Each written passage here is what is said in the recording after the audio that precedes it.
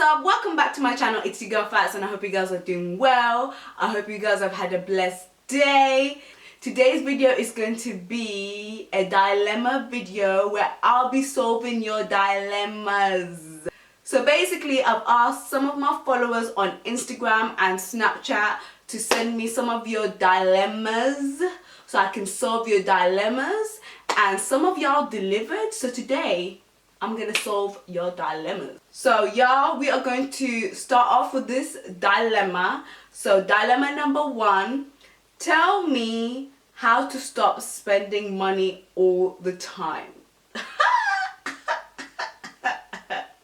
Let me just tell you, I went through a phase for a long time where I loved to spend money. Like, this was the time when I had no parties, no responsibilities. I thought I was rich. I thought I had Arab money, like, coming out of nowhere. You know, back in those uni days when you had that student finance money and you think you can just splash or whatever.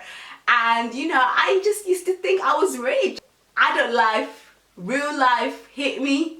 Parties and responsibilities hit me. Hardships hit me, and that's when I stopped spending money. Once you finish uni and you actually start getting like salaries and wages, and when you look at that salary and you look at how much you normally get, and you're like, okay, this is not enough for me to like be splashing. Like, rent is calling me, electricity is calling me, bills calling me, food shopping's calling me. Like, I can't be splashing. Like I used to just spend money on dumb things. Like, I used to buy so much clothes, food. Like, I used to think I was rich, but those were the days when I had no parties and responsibilities.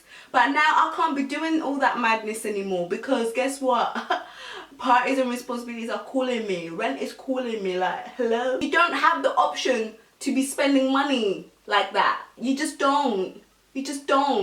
So basically, when you look at your salary, your wages, your student finance money, and you be like, okay, so this portion of the money goes on rent, this portion of the money goes on bills, this portion of the money goes on my phone bill, this portion of the money goes on my books, this portion of the money goes on my food shopping, and that little portion of the money, you've got the option to be splashing that money or to save that money. And what I will say, something that I didn't do, and the mistake that I didn't do, is when I was at uni, that little portion of money that I got, I could have just saved it. So I suggest you save. Save. Okay? Listen, I'm speaking on experience, because I used to spend like you, girl. I used to spend. Shop till I dropped. So dilemma number 2. I'm a Muslim and I have a religious family, but I want to leave Islam. My family will never speak to me. Baby girl, hunty, this is very serious. Like, this is really serious. Like, damn. Like, here's my thing, okay? So I'm not gonna sit here and be like, oh my god, how dare you do that? How can you leave Islam? No, I ain't gonna do all of that, because I'm not gonna sit here and judge anybody. I'm not gonna sit here and act like I'm so religious, because as you can see, I do not look religious.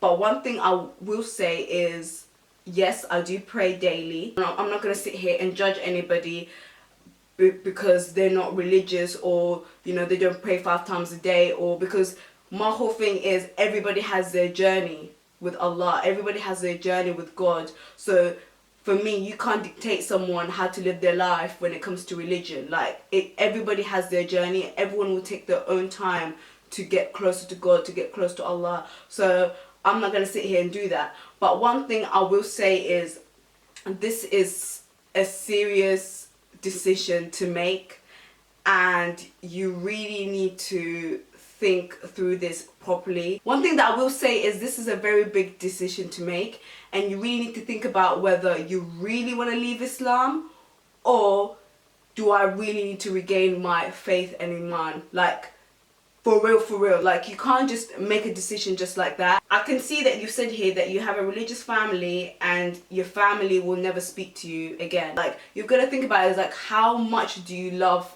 Allah? How much do you love God? Okay, let me just tell you a little bit of a story. But I went through a phase a few years back where I lost my faith in God. I lost my iman.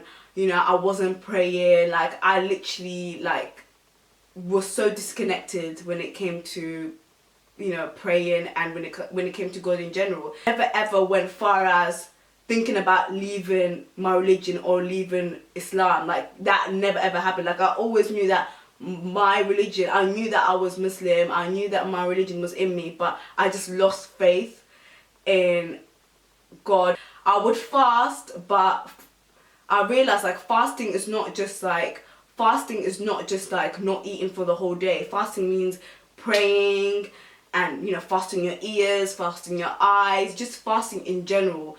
But I feel like as few years went by, once it hit end of 2017, beginning of 2018, that's when I started to pray more.